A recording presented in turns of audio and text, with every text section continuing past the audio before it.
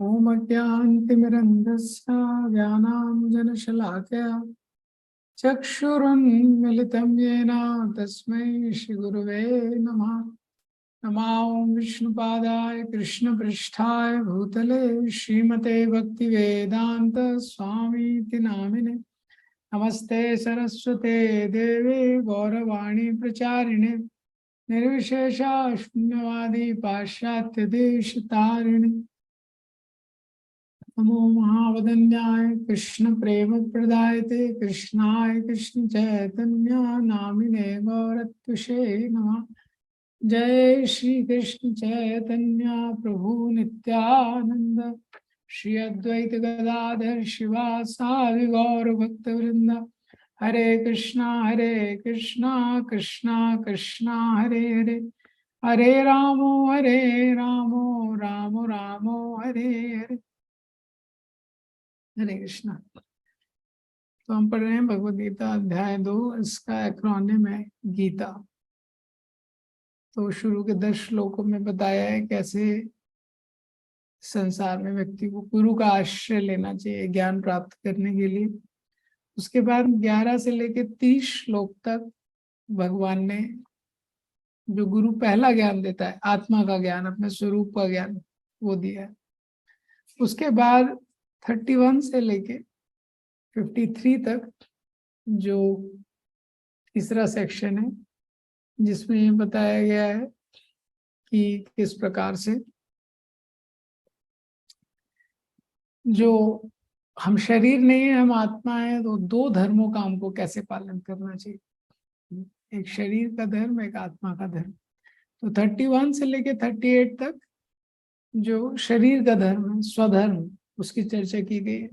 39 से लेके 53 तक जो आत्मा का धर्म है, उसके बारे में बताया गया। अब 54 से 72 जो लास्ट सेक्शन है, ये दोनों धर्मों का कोई अच्छे से पालन करता है तो किस प्रकार से उसकी बुद्धि भगवान में फिक्स हो जाती है, वो कृष्ण कॉन्शियस हो जाता है। तो कल हमने 2.40 ये जो श्लोक देखा है, इस श्लोक से भगवान 2.40 से 45 ये भक्ति वाला सेक्शन है, तो कल हमने उसके ऊपर चर्चा किया था। 41 से 45 रिसाइट करेंगे, इसको आज डिस्कस करेंगे। व्यवसायात्मिका बुद्धि ये केहा कुरु नंदना बहुशाखानन्तशा बुद्धयो अव्यवसायिनाम् यामिमां पुष्पितां वाचां प्रवदन्ति या विपश्चिता भेदवादरता पार्था नान्यदस्ति इति वादिना कामात्मना स्वर्गपरा जन्म कर्म फलप्रदां क्रिया विशेष बहुलां भोगैश्वर्य गतिं प्रति भोगैश्वर्यप्रसक्तानां तयापहृत चेतसां व्यवसायात्मिका बुद्धि समाधौ न विधीयते त्रैगुण्य विषया वेदा निस्त्रैगुण्य भवार्जुना निर्द्वंद्वो नित्य सत्वस्थो निर्योगक्षेम आत्मवान। तो कल हमने चर्चा की थी इसकी, किस प्रकार से 2.40 में भगवान एडवर्टाइजमेंट करते हैं भक्ति का। ये भक्ति का पथ है कितना स्पेशल है, ये इतना स्पेशल है और इसमें भगवान ने बहुत सारे ऑफर्स रखे हैं। कैसे भक्ति के पथ पे भगवान इतने सारे ऑफर्स देते हैं, इसमें कोई लॉस नहीं है, इसमें कोई डिमिनिशन नहीं है और बहुत बड़े भय से हमको बचाता है। अब ये भक्ति किस प्रकार करनी चाहिए, उसके लिए 2.41 है। व्यवसायत्मिका बुद्धि एके है कुरुनंदना, कोई बहुत विशेष चीज है, कोई बहुत विशेष चीज है तो उसको करने की जो क्रिया है वो भी विशेष होनी चाहिए। तो व्यक्ति जिस एग्जाम की तैयारी करता है लगभग उसकी सीरियसनेस भी वैसे ही रहती है। तो अगर आप इंजीनियरिंग में देखेंगे, अगर कोई आईआईटी में जाना चाहता है तो उसकी गंभीरता अलग रहती है। वो अगर एनआईटी के लिए तैयारी कर रहा है तो वो अलग गंभीरता रहती है। और किसी भी लोकल कॉलेज में हो जाए एडमिशन, कोई दिक्कत नहीं है उसको, तो वो अलग तरीके से पढ़ाई करेगा। तीनों लोग अलग तरीके से पढ़ाई करेंगे। अगर कोई मेडिकल की तैयारी कर रहा है, उसको है कि एम्स में ही एडमिशन लेना है, तो वो अलग तरीके से तैयारी करेगा। तो इसी तरह भक्ति के मार्ग की विशेषता बताई गई है, तो 2.41 में बताया उसको कैसे करना चाहिए। व्यवसायत्मिका बुद्धि, जो बुद्धि है व्यक्ति की वन पॉइंटेड, व्यवसायत्मिका, जैसे जो व्यापारी रहता है उसका मन कैसे वन पॉइंटेड रहता है, पैसे पे, उसको एकदम क्लियर है, कितना भी डिटेल है लेकिन उसको क्लियर है पैसे पे। उदाहरण दिया गया है, जैसे शॉप पे आप जाएंगे देखेंगे व्यक्ति पैसे जब काउंट कर रहा है, व्यापारी लोग रहते हैं पैसे काउंट करते हैं, इतना हलचल है, कोई आ रहा है, मिल रहा है, देख रहा है, लेकिन उसका बुद्धि क्या है, व्यवसायत्मिका बुद्धि, ये वन पॉइंटेड रहनी चाहिए। एक हा मीन्स इस संसार में एक जगह पे, एक हा मीन्स एक, हे कुरुनंदन। और इसके विपरीत, हाँ, जो लोग हैं जिनकी बुद्धि फिक्स नहीं है, उनकी बुद्धि कैसी है, बहुशाखा। कितनी शाखाएं हैं, अनंतश्या, अनंत शाखाएं हैं, उसका कोई लिमिट नहीं है। अव्यवसायी ना, ये तो यहाँ भी बताया गया है, भगवान अर्जुन को बता रहे हैं कि इनडायरेक्टली भगवान बता रहे हैं कि तुमको वन पॉइंटेड रहना है। तो दो लोगों के बीच में यहाँ पे तुलना की जा रही है, एक जिनकी बुद्धि फिक्स है, दूसरी जिनकी फिक्स नहीं है। तो जिनकी फिक्स नहीं है उसकी इतनी शाखाएं हैं, उसका कोई लिमिट नहीं है। तो क्या होता है कि अगर बुद्धि फिक्स नहीं है, बहुत सारी शाखाएं, तो एनर्जी वेस्ट हो जाती है। इस संसार में हम कुछ भी करना चाहते हैं तो उसके लिए फोकस चाहिए, अगर फोकस नहीं है तो उस चीज को अच्छे से नहीं कर पाएंगे। ये तो यही भगवान का पॉइंट है। तो विश्वनाथ चक्रवर्ती ठाकुर इसमें लिखते हैं, जो भक्ति योग का साधक रहता है वो एके हा कुरुनंदना, उसकी बुद्धि बहुत फोकस रहती है। क्या फोकस है, उसकी बुद्धि का फोकस है, my sadhana is to serve the lotus feet of the Lord. मेरी साधना है कि मुझे भगवान के चरण कमलों की सेवा करनी है, टू रिमेम्बर देम, उनका ही स्मरण करना है, and to glorify him as instructed by my guru, और उनका ही गुणगान करना है। तो उसको बहुत क्लियर है भक्ति पथ के साधक को, मुझे भगवान की सेवा करनी है, भगवान के चरणों की सेवा करनी है, भक्तों की सेवा करनी है, उनका ही स्मरण करना है और उनका ही गुणगान करना है। दैट इज ऑल्सो माई गोल। उसकी साधना भी यही है और साध्य भी यही है। तो विश्वनाथ चक्रवर्ती ठाकुर लिखते हैं, भक्ति योग का साधक क्या सोचता है, it is my life sustaining medicine, I cannot give up my Sadhana, I cannot give up my साध। वो सोचता है मेरे जीवन में जीवित हूं इसी के द्वारा, किसके कारण, भगवान की सेवा है, भक्तों की सेवा है, भगवान का गुणगान है, और यही मेरे हृदय का सबसे प्रिय वस्तु है, यही मेरा कर्तव्य है, इसके अलावा कोई मेरा कर्तव्य नहीं है।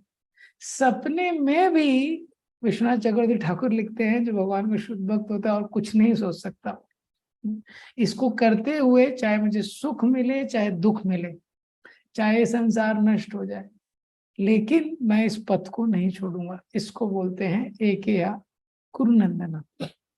बाकी जो पथ हैं वहां पे जो बुद्धि है वो एकेहा नहीं रहती है। क्यों, अनंतशा, बहुत सारी इच्छाएं, जैसे कर्मयोगी है उसको बहुत सारी इच्छाएं प्राप्त करनी है, हाँ, कर्मयोग कर रहा है लेकिन उसकी बहुत सारी इच्छाएं रहती हैं खुद की। ऐसी जो ज्ञान योगी है, तो ज्ञान योगी में सबसे पहले उसको मन शुद्ध करना है।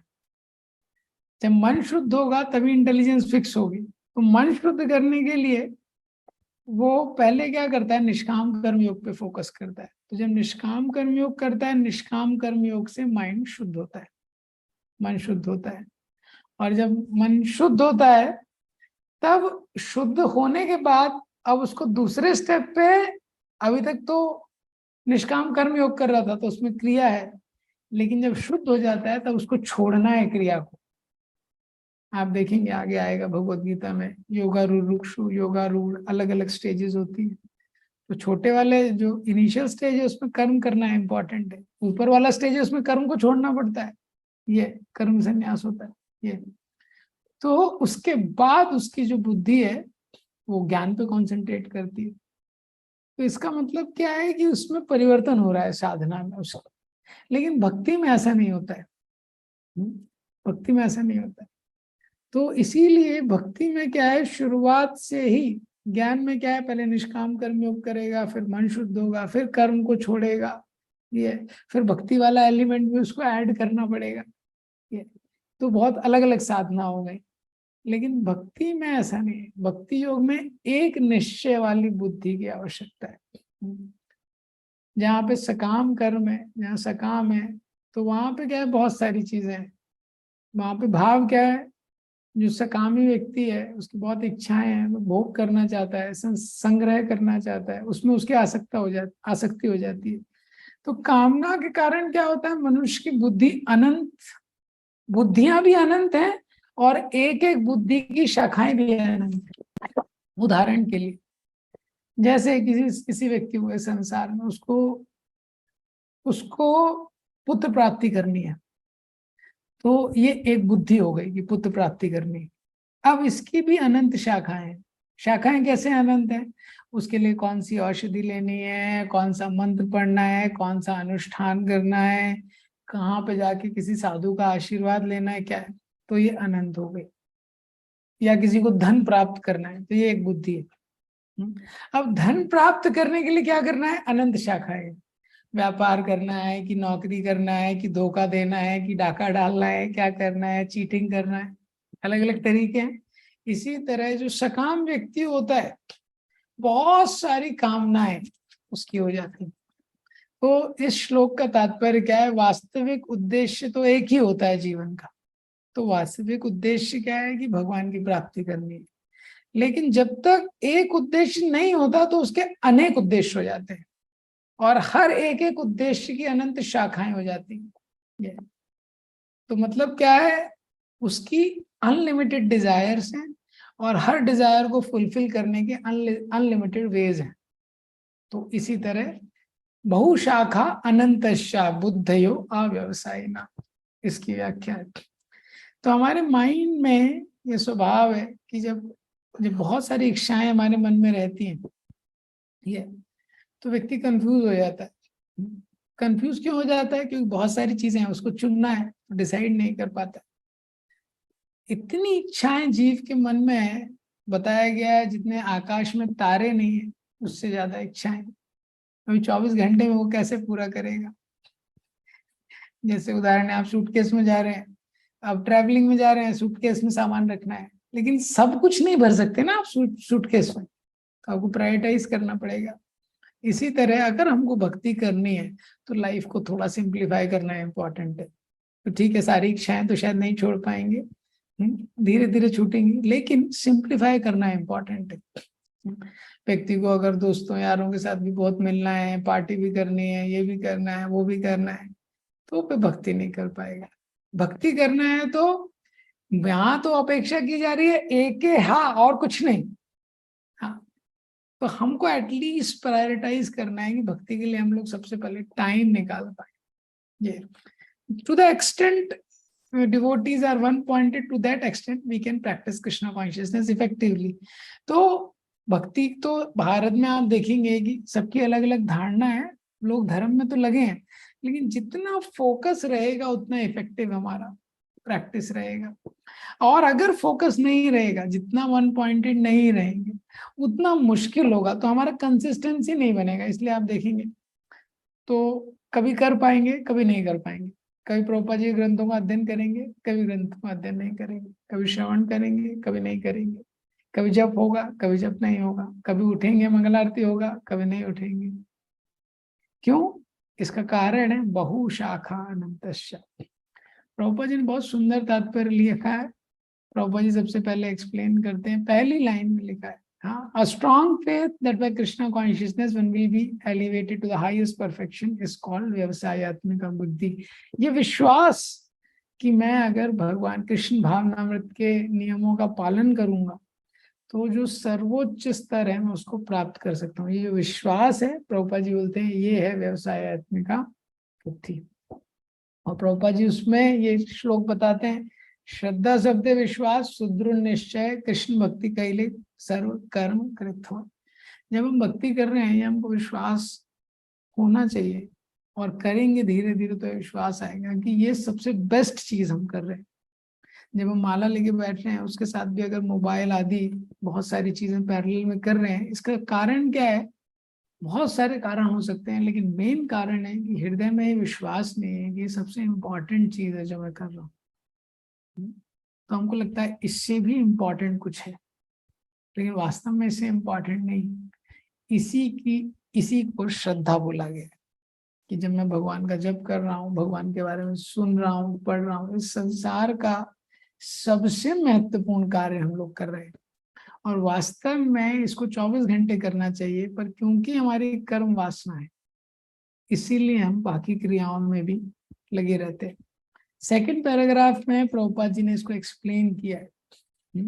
जो कृष्ण भावनामृत में व्यक्ति रहता है उसको ये विश्वास रहता है, उदाहरण दिया है पेड़ का, पेड़ की जड़ में पानी डालेंगे तो सब कुछ हरा भरा हो जाएगा। इसी तरह ये सिद्धांत है, ये संसार में कृष्ण को हम जितना संतुष्ट करने का प्रयास करेंगे, हाँ, सब लोग संतुष्ट हो जाएंगे। तो अक्षय पात्र का जो स्टोरी आता है, आपने सुना है वो स्टोरी। भगवान संतुष्ट हो जाते हैं शाक का पात्र खा के, दुर्वासा मुनि और उनके साथ 60,000 शिष्य, हाँ 10,000 शिष्य, सब संतुष्ट हो जाते हैं। अभी आप सोचिए कितना मैनेजमेंट कम कर दिया भगवान ने। अभी 10,000 लोगों का अगर प्रसादम बनाना है, सेटअप करना है, सर्विंग करना है, हाँ 1 महीने पहले से मैनेजमेंट करना पड़ेगा। इसी तरह चीजें आसान हो जाती हैं जब भगवान को संतुष्ट करने का प्रयास करते हैं। इसके विपरीत ये संसार में अगर हम किसी को संतुष्ट करना चाहें तो ये भी सिद्धांत हमको पता होना चाहिए कि इस संसार में एक भी व्यक्ति को हम पूरी तरह संतुष्ट नहीं कर सकते। एक व्यक्ति को, 2 को नहीं, एक को भी पूरी तरह संतुष्ट नहीं कर सकते। और इसका उदाहरण है संसार में जिस भी व्यक्ति का विवाह हो चुका है, तो कोई भी पूरे संसार में कोई भी ऐसे पति पत्नी नहीं रहेंगे कि पत्नी है वो पूरी तरह संतुष्ट है या कोई पति है वो पूरी तरह संतुष्ट है। तो इस उदाहरण से हम समझ सकते हैं। इसके अलावा और भी किसी संबंध में कोई ऐसे माता पिता नहीं है जो बच्चों से पूरी तरह संतुष्ट है, कोई बच्चा नहीं है माता पिता से पूरी तरह संतुष्ट है, और किसी भी संबंध में आप इसको डाल दीजिए। तो कोई भी किसी के बारे में बोलेगा हाँ ये अच्छा है, बट आ जाएगा थोड़ी देर बाद, हाँ 2-3 क्लोरिफिकेशन के, हाँ ये भी अच्छा है वो भी अच्छा है, लेकिन हाँ वो बट आ ही जाएगा। ये तो संसार में एक भी व्यक्ति को हम पूरी तरह संतुष्ट नहीं कर सकते। तो ये टेक्निक पहले के राजा लोग अपनाते थे। तो पहले के राजा लोग होते थे, परीक्षित महाराज आदि, आप देखेंगे पूरी पृथ्वी पे राज्य करते थे, कोई सीसीटीवी कैमरा नहीं, कुछ नहीं, क्योंकि उनको ये सिद्धांत पता था अगर हम भगवान को संतुष्ट करेंगे, धर्म के आचरण करेंगे, और भगवान सबके हृदय में है, और अपने आप लोग संतुष्ट हो जाएंगे। आज की डेट में लोग लैपटॉप बांटते हैं, इलेक्शंस होता है तो आज के लीडर्स कहीं शराब बांटते हैं, क्या क्या बांटते हैं, पैसे बांटते हैं, फिर भी लोग संतुष्ट नहीं है। फिर भी लोग वो ले भी लेते हैं, वोट भी नहीं देते उसके बाद। क्योंकि सिद्धांत यही है, अगर संतुष्ट हमको करना है। तो प्रभुपाद जी ने बहुत सुंदर तात्पर्य लिखा है, यस्य प्रसादात भगवत प्रसाद। प्रभुपाद जी ने इतना प्रचार किया, उनका उद्देश्य प्रचार नहीं था, उनका उद्देश्य था ये मेरे गुरु की आज्ञा है, मुझे उसका पालन करना है। ये प्रचार उसका बाय प्रोडक्ट था। वो कृष्ण को संतुष्ट करने के लिए उन्होंने प्रयास किया, और बाकी सारी चीजें इन्हें क्या कृष्ण ने अरेंज की। इसीलिए बताया एके हा कुरुनंदना व्यवसायत्मिका बुद्धि। तो इस संसार में 1 पॉइंटेड रहना, एके हा कुरुनंदना, बहुत मुश्किल है। हाँ इस, और बाकी आप देखेंगे एक्चुअली किसी व्यक्ति को कहीं भी सफलता मिली है तो उसका यही आप देखेंगे सूत्र है। ओलंपिक्स में किसी को गोल्ड मेडल मिला है, तो कोई स्विमिंग कर रहा था, रेसिंग में मिला है, किसी को 100 मीटर्स में मिला है, तो आप देखेंगे वो पूरा उसका वही जीवन है। जो स्विमिंग कर रहा है वो रोज स्विमिंग ही कर रहा है, तब जाके उसको ओलंपिक्स में एंट्री ही मिली है। जो रेस कर रहा है वो भाग रहा है, वो रोज भाग ही रहा है। अगर कोई वर्ल्ड क्लास क्रिकेटर है, वो क्रिकेट है तो मतलब क्रिकेट पे ही फोकस करता है। तो एक्चुअली इसको बोलते हैं फैनेटिकल फोकस, व्यवसायत्मिका बुद्धि। फैनेटिक्स का मतलब क्या होता है कि जो व्यक्ति किसी एक चीज पे विश्वास करता है और वही चीज करता है उसको बोलते हैं फेनेटिक। तो इस संसार में हम देखते हैं कि एक वे में लोग बहुत फेनेटिक है। अब जैसे क्रिकेट को ले लीजिए, कभी कोई क्रिकेट खेलता है तो क्रिकेट ही खेलता है, और क्रिकेट में भी कोई बॉलर है तो क्रिकेट में भी ऐसा नहीं कि सब कुछ करता है, वो क्रिकेट का एक ही एस्पेक्ट, वो बॉलिंग ही कर रहा है। पता नहीं अगले जन्म में उसका क्या होगा, लेकिन वो बॉलिंग ही कर रहा है। जो अगर कोई बैट्समैन है वो बैटिंग ही कर रहा है। ये तो इसी तरह अगर हमको भक्ति में आगे बढ़ना है तो ये सिद्धांत बताया गया है।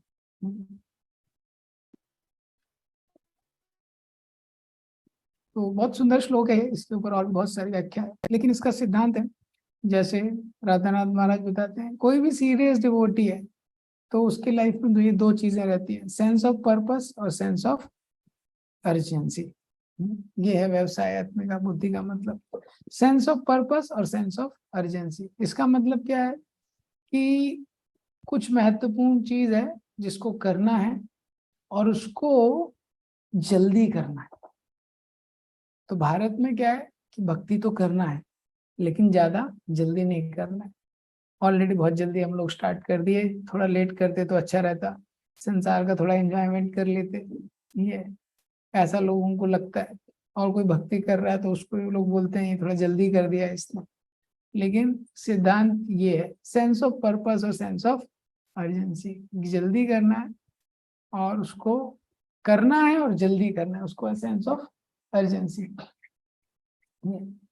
यही श्लोक था जिसकी प्रेरणा लेके प्रभुपाद जी विदेशों में गए, और सबसे ज्यादा प्रभुपाद जी ने विश्वनाथ चक्रवर्ती ठाकुर की टीका जब इस श्लोक पे पढ़ी तो वो बहुत प्रभावित हुए उससे, कि कैसे जो गुरु के आदेश हैं उस पे व्यक्ति को पूरा फोकस करना है, ये वही उसका जीवन है।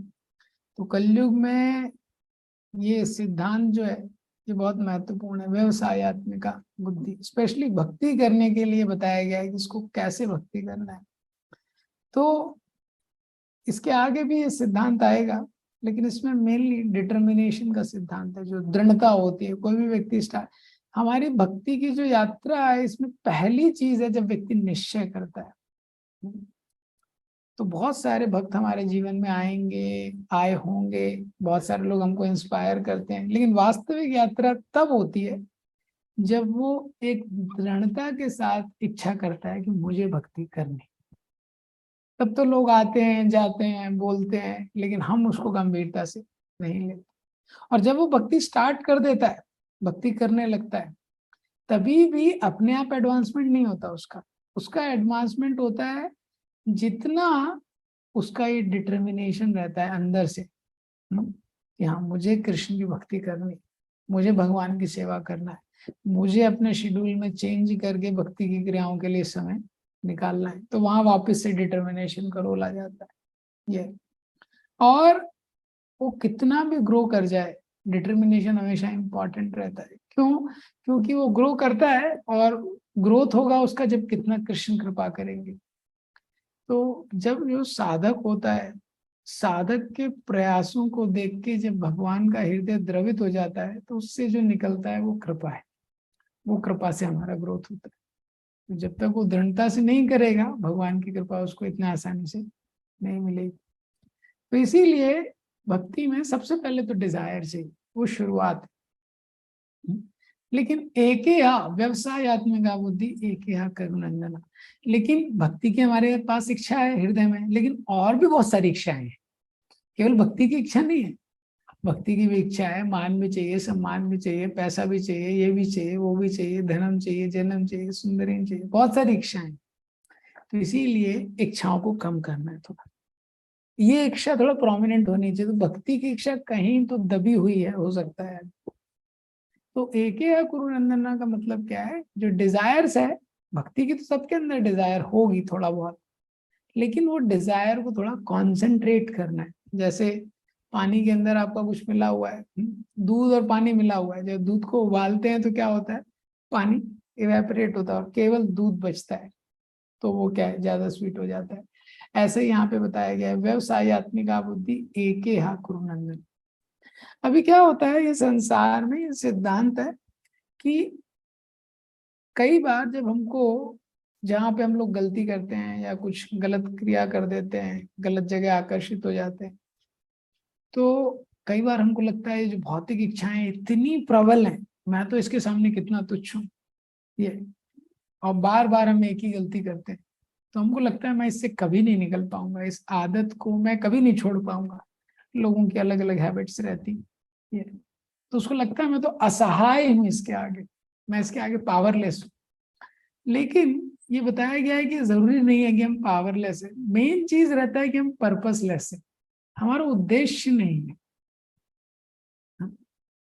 कोई भी व्यक्ति है, जैसे कोई स्टूडेंट है, अभी वो स्टूडेंट, उसको 7 दिन का ब्रेक मिला, वो घर गया, वो नेट पे जाएगा, नेट पे कुछ सर्फिंग करेगा, कुछ मूवी देखेगा, कुछ देखेगा, कहीं 3 घंटे निकल गए, 4 घंटे निकल गए, लेकिन उसको कुछ हृदय में उसको ग्लानि नहीं होगी ज्यादा, ये कुछ करने को है ही नहीं उसके पास।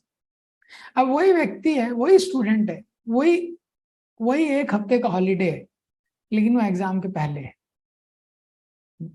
वो एग्जाम के पहले है, वो प्रिपरेशन लीव है। हाँ, लीव है लेकिन प्रिपरेशन लीव है।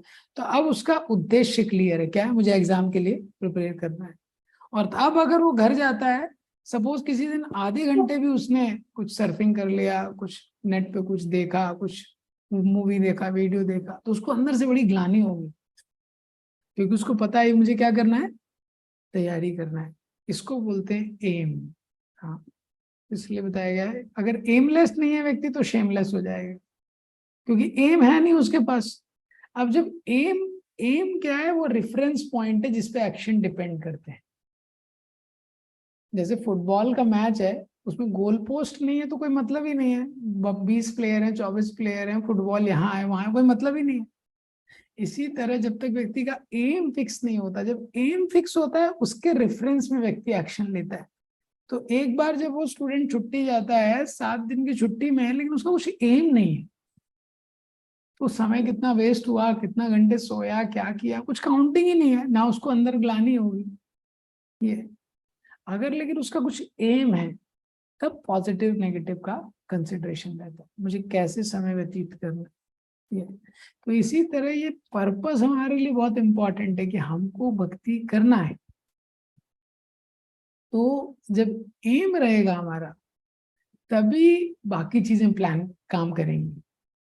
तो अगर एम ही नहीं है भक्ति करने का, तो फिर बाकी चीजें काम नहीं करेंगी। तो ये बहुत बड़ी विडंबना है, आप देखेंगे भारत में भी और काफी जगह बाहर के डिवोटीज बहुत सीरियस होते हैं, आप मिलेंगे, रशिया के डिवोटीज हैं और कंट्रीज के डिवोटीज हैं, बहुत सीरियस होते हैं। तो साधारणतः उनका स्वभाव ऐसा रहता है, क्योंकि वो सीरियसली ही चीजें करते हैं काफी सारी, और उनको कृष्ण भावनामृत, कृष्ण कॉन्शियसनेस, भक्ति के बारे में कुछ भी पता नहीं होता। लेकिन इंडिया में ऐसा नहीं है, इंडिया में हम स्टार्ट करते हैं लेकिन सीरियसनेस नहीं आता है। देखिए, भक्ति व्यवसाय से उसकी तुलना की गई, व्यवसाय यानी बिजनेस, बिजनेस आदमी करता है कितना सीरियस रहता है। बताया गया है मनी एक ऐसी चीज है, वो लेजी व्यक्ति को भी बिजी कर देती है। हाँ, एकदम लेजी व्यक्ति है अब, लेकिन मनी के लिए कितना काम करता है आदमी। हाँ, और वैसे बहुत फ्रिवोलस है, एकदम कैजुअल रहता है, लेकिन नौकरी करता है, बिजनेस करता है, सीरियस हो जाता है। तो बिजनेस के लिए हम लोग कितना सीरियस रहते हैं, व्यवसायत्मिका बुद्धि, ऐसा ही सीरियसनेस चाहिए भक्ति के लिए। तो जनरली क्या होता है, भक्ति के लिए व्यक्ति कैजुअल रहता है, यही भगवान ने अपेक्षा की। अब इसके बाद भगवान बता रहे हैं कि जो अव्यवसायी लोगों की बुद्धि होती है, वो अनंत शाखा वाली क्यों हो जाती है। हाँ, तो अनंत शाखा वाली व्यक्ति बुद्धि क्यों हो जाती है, जो अव्यवसायी लोग रहते हैं या जो फोकस नहीं रहते हैं। याम इमाम पुष्पिताम वाचा प्रवदंती या विपश्चिता।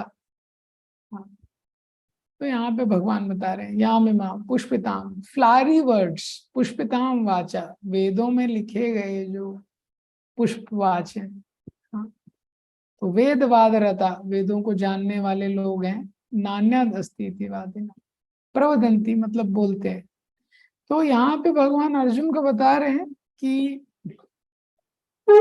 तुमने वेदों में सुना होगा कि कैसे स्वर्ग की प्राप्ति की जाती है, युद्ध में मरोगे तो स्वर्ग को प्राप्त करोगे। लेकिन भगवान बोल रहे हैं इसमें ज्यादा, इन चीजों के बारे में ज्यादा मत सोचो। पुष्पिताम वाचा, ये पुष्प फ्लावरी वर्ड्स हैं, मतलब एक पुष्प की तरह सुंदर वर्ड्स हैं जो वेदों में लिखे गए हैं। ये किसको आकर्षित करते हैं? अविपश्चिता। अविपश्चिता मतलब जो विवेकी लोग नहीं है। अविपश्चिता मतलब जिसमें विवेक बुद्धि नहीं है, क्या करना चाहिए क्या नहीं करना चाहिए, क्या नित्य है क्या अनित्य है, क्या शाश्वत है क्या सत है क्या असत है, उनको नहीं पता है। वो लोग क्या सोचते हैं कि वेदों का उद्देश्य ही ये है। हाँ, वेदवाद रता पार्था, ऐसे जो लोग हैं वेदों को जानने वाले, हे पार्थ, वो क्या मानते हैं? नान्यत अस्तित्ववादिना, कि वेदों का उद्देश्य यही है। वेदों का उद्देश्य स्वर्ग को प्राप्त करना। काम आत्माना, काम आत्माना मतलब कामनाओं में इतने रचे पचे हैं लोग, इतनी डिजायर्स हैं और डिजायर्स के बारे में इतना कंटेम्पलेशन है, इतना सोचते हैं। काम आत्मना, कामना रूप ही हो गए हैं वो। काम ही उनकी आत्मा है। स्वर्ग परा, उनका उद्देश्य एकदम क्लियर है। हाँ, यहाँ पे भोग करना है और नेक्स्ट लाइफ में स्वर्ग जाना है। तो वो ऐसा मानते हैं कि वेदों का उद्देश्य यही है। और आप देखेंगे हम सब लोग भी भारत में ऐसे ही रहते आ रहे हैं। ज्यादातर लोग, कोई भी पूजा की जा रही है, कुछ भी की जा रहा है, कोई अनुष्ठान किया जा रहा है, दो ही उद्देश्य उसके क्लियरली। एक उद्देश्य यहाँ भोग करना है। यहाँ यहाँ भोग में कोई कमी नहीं होनी चाहिए। खाने में, पीने में, सोने में, ऐश्वर्य में कोई कमी नहीं होनी चाहिए इस संसार में। और भगवान की ये थोड़ा वेदों का इन सारे नियमों का पालन करना है, क्योंकि भोग केवल यहाँ नहीं करना है, मरने के बाद भी करना है। तो मरने के बाद हम लोग स्वर्ग जाएंगे, स्वर्ग में भी अच्छा हमको, यहाँ पे 2 BHK है, वहाँ 3 BHK मिल जाए, स्वर्ग परा। तो इसको बोला गया है कामात्मना स्वर्ग परा जन्म कर्म फलाप्रता। तो जन्म कर्म रूपी फल को देने वाले हैं ये वेद। जन्म कर्म फल मतलब ऐसी वाणी, पुष्पिताम वाचा, ये जो ऐसी वाणी है, इसमें क्या है कि वेदों के उन पार्ट्स को, उन सेक्शंस का गुणगान किया गया है जिनसे व्यक्ति को सांसारिक भोग मिलते हैं, ये संसार में और ये संसार के बाद अगले संसार में। इसीलिए उसको पुष्पिताम वाचा बोला गया है। और जन्म कर्म फलाप्रदान, इससे व्यक्ति को क्या है? जन्म कर्म रूपी फल मिलता है। ये ऐसी वाणी है। क्यों? क्योंकि जो भोगों में आसक्ति है वही अगले जन्म का कारण बनती है। तो भोग और ऐश्वर्य प्राप्त कराने वाली ये जो वाणी है, इसकी तुलना की गई है पुष्पिताम, पुष्प से। पुष्प यानी फ्लावर। तो जो पेड़ है, कोई भी पेड़ है, तो जो फूल है वो देखने में अच्छा लगता है, लेकिन वो संतुष्ट नहीं कर सकता है, संतुष्ट फल करता है। इसी तरह जो भोग और ऐश्वर्यों की चर्चा वेदों में दी गई है, ये सुनने में अच्छी लगती है और देखने में भी अच्छी लगती है, लेकिन ये हृदय को संतुष्ट करने वाली नहीं है। भोगों में दुख छुपा हुआ है, ये संसार में भी दुख मिलता है, इसके आगे भी दुख मिलता है। ये काम आत्मना स्वर्ग परा जन्म कर्म फला प्रदाम, और जन्म कर्म रूपी फल मिलता है, अगला जन्म लेना पड़ता है। क्रिया विशेष बहुलाम, बहुत अनेक अनेक क्रिया करनी पड़ती है। भोग करना भी आसान नहीं है, भोग में बहुत मेहनत लगती है। हाँ, अभी आपको फीस्ट खाना है, बहुत मेहनत लगेगी। पहले इंग्रेडिएंट जुटाओ, फिर कुकिंग करो, फिर ये करो, फिर वो करो। कोई भी चीज, किसी भी चीज का भोग करना है तो बहुत मेहनत करनी पड़ेगी। इसीलिए तो लोग इतनी मेहनत कर रहे हैं। भोग ऐश्वर्य गति प्रति, भोग और ऐश्वर्य को ही जिन्होंने गति मान लिया है जीवन का, ऐसे जो लोग हैं। तो ये श्लोक बोला गया है उन लोगों के लिए जिनकी बुद्धि सकाम कर्मों में लगी हुई है। वो लोग बहुत बुद्धिमान नहीं है, ये बहुत बुद्धिमान लोग नहीं है। वो इस तरह के शब्द बोलते हैं, अरे भाई धर्म करो, कर्म करो, इस संसार में सुखी रहोगे, सबका स्वास्थ्य अच्छा रहेगा, घर पे, घर में कोई प्रॉब्लम नहीं आएगी, बच्चों की अच्छी नौकरी लग जाएगी, अच्छी शादी हो जाएगी, ये सब कुछ अच्छा होगा, कुछ भी अशुभ होगा ही नहीं।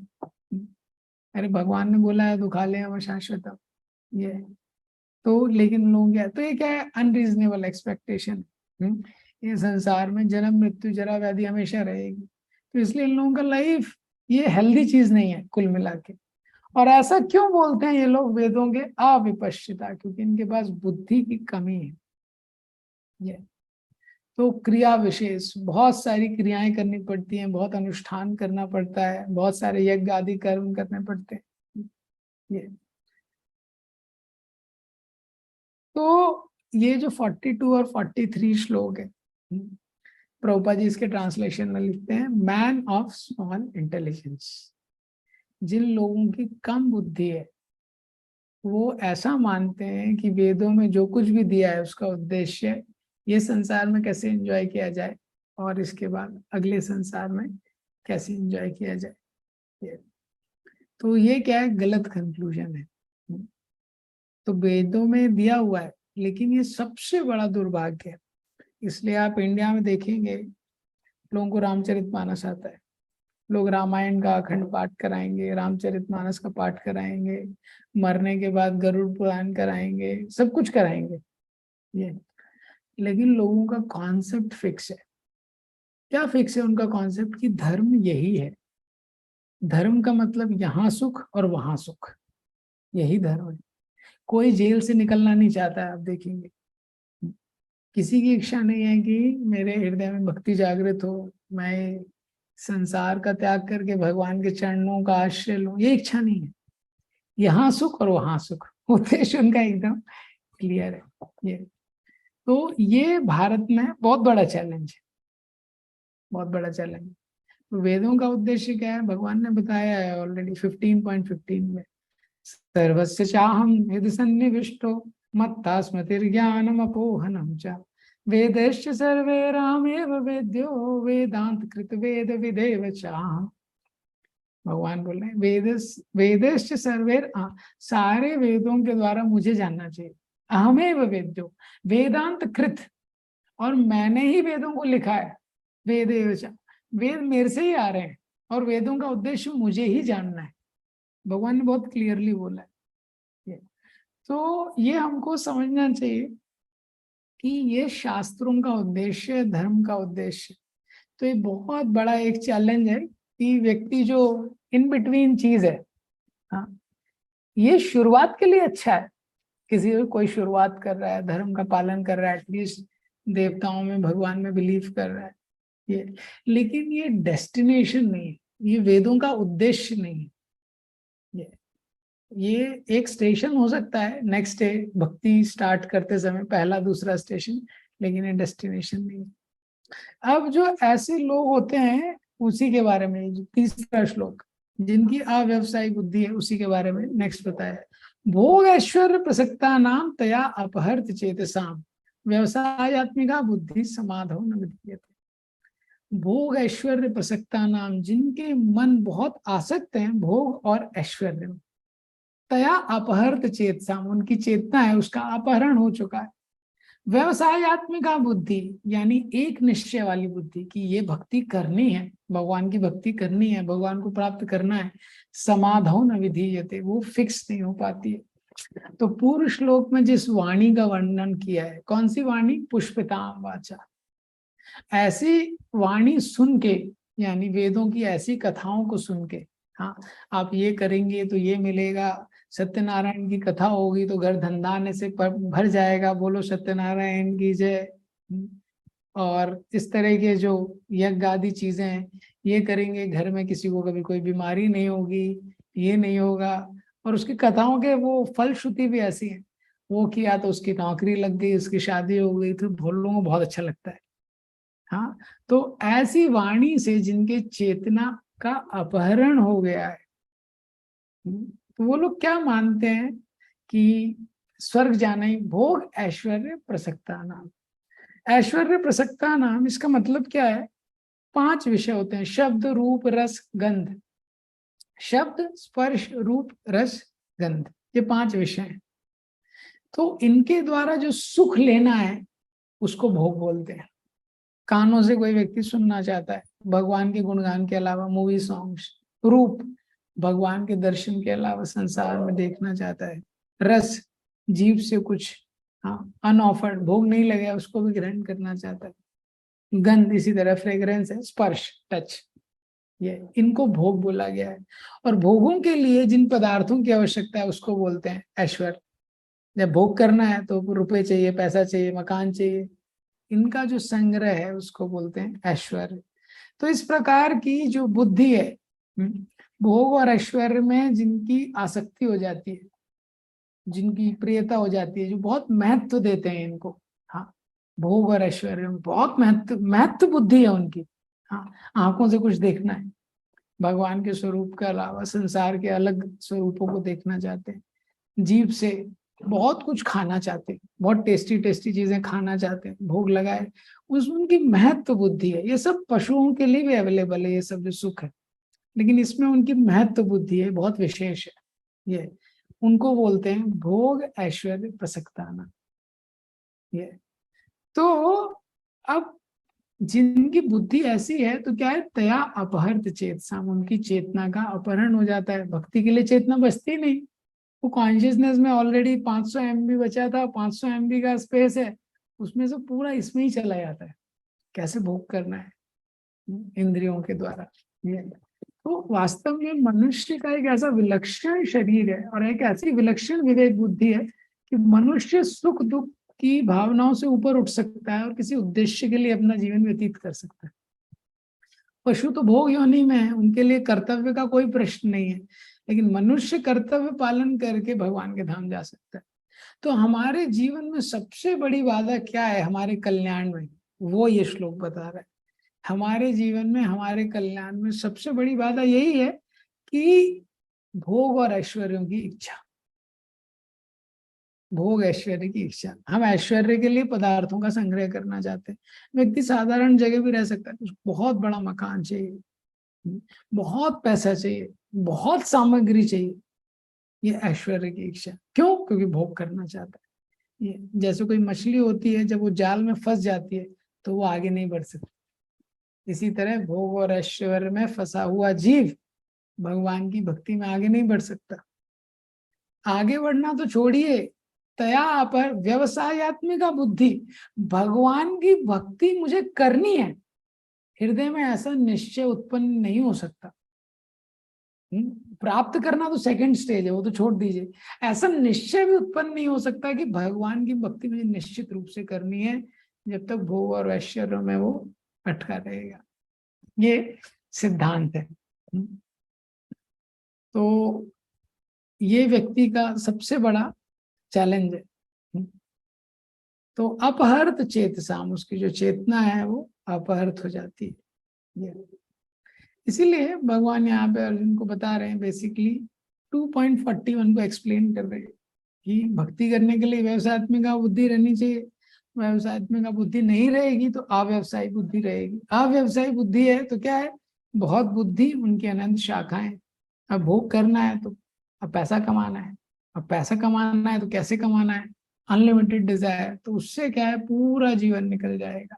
ये तो जो हमारी आसक्तियां हैं, इनका बहुत बड़ा प्राइस हमको पे करना पड़ता है। महाभारत में धृतराष्ट्र का उदाहरण उसी चीज के लिए, जो धृतराष्ट्र है वो आसक्त है। कितना आसक्त है वो अपने पुत्र से, राज्य से, कितना उसने पांडवों को इतना कष्ट दिया, मारने का प्रयास किया, द्रौपदी का चीरहरण हुआ, 64 करोड़ लोगों की मृत्यु हुई। क्यों? आसक्ति के कारण।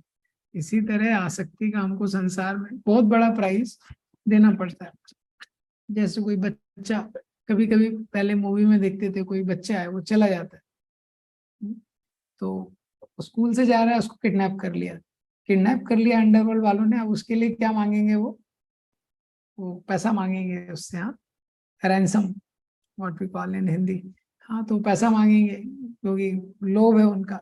ये तो अब अगर पैसा दे दिया, तो फिर वो वापस से किडनैप करेंगे उसको दूसरी बार। तो मान लेंगे इसके पिताजी के पास तो पैसा है और ये पैसा दे रहा है हमको, ये वापस से किडनैप करेंगे। इसी तरह हमारी जो इच्छाएं हैं, काम में इतनी सारी इच्छाएं, इतना लोभ है, तो भौतिक इच्छाओं को जब हम पूरा करते हैं तो उससे क्या है, कुछ समय के लिए हमको थोड़ा ठीक लगता है, लेकिन मुक्त नहीं होते। इंग्लिश में 2 शब्द हैं, रिलीफ और रिलीज।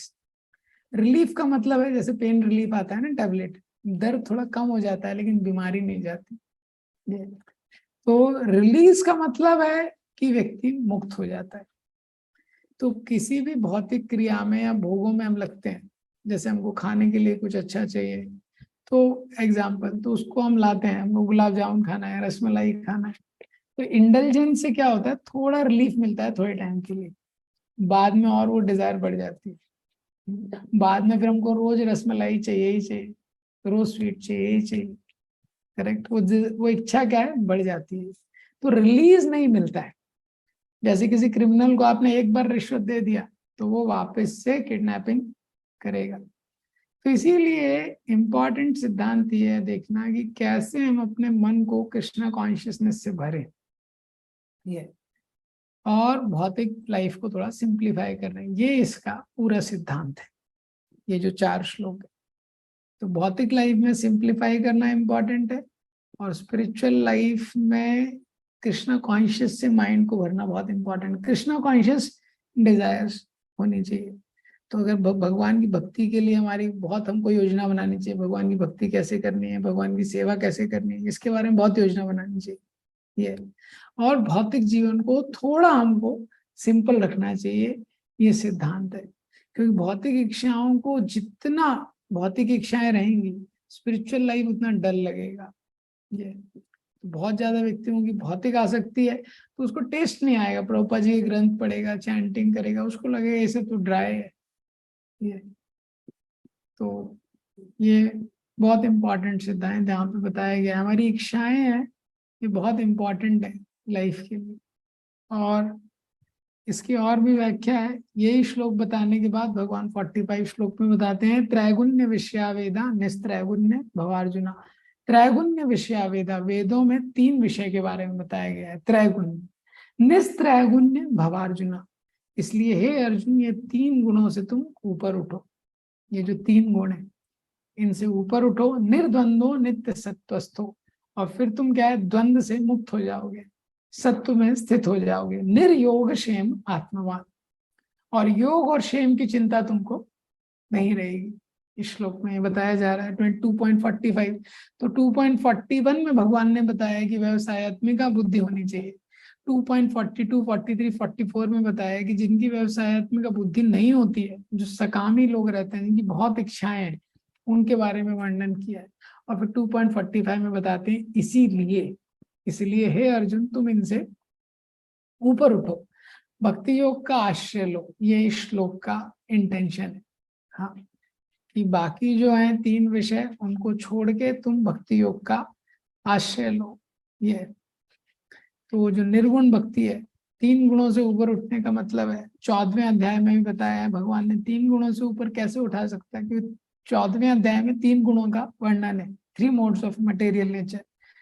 मम चायो व्यभिचारेण भक्ति योगेन सेवते। तो 14.26 में भगवान ने बोला है कि 3 गुणों से ऊपर उठने के लिए एक ही तरीका है, क्या, कि तुमको मेरी भक्ति करनी पड़ेगी, क्योंकि भक्ति इन 3 गुणों से क्या है, परे है। और भक्ति करोगे तो निर्द्वंदा, द्वंद से तुम मुक्त हो जाओगे। द्वंद क्या है, सर्दी गर्मी, सुख दुख, मान अपमान, हानि लाभ, ये द्वंद है। ये द्वंद तुमको अफेक्ट नहीं करेंगे। और निर्योग क्षेम, मतलब योग और क्षेम की इच्छा से भी तुम मुक्त हो जाओगे। योग क्षेम क्या है, 9.22 में भगवान ने बताया है, अनन्य चिंतयन्तो माम ये जना पर्युपासते तेषां नित्यवियुक्तानां योगा क्षेमा वहाम्यहम्। मेरी जो भक्ति करता है, अनन्य रूप से मेरा चिंतन करता है, उसके योग और क्षेम का वहन मैं करता हूँ। इसीलिए भक्त योग और क्षेम, जो उसके पास नहीं है उसको प्राप्त करने की इच्छा, और जो उसके पास है उसको सुरक्षित रखने की इच्छा, इससे मुक्त हो जाता है। हरे कृष्ण। भगवद गीता की जय। श्रील प्रभुपाद।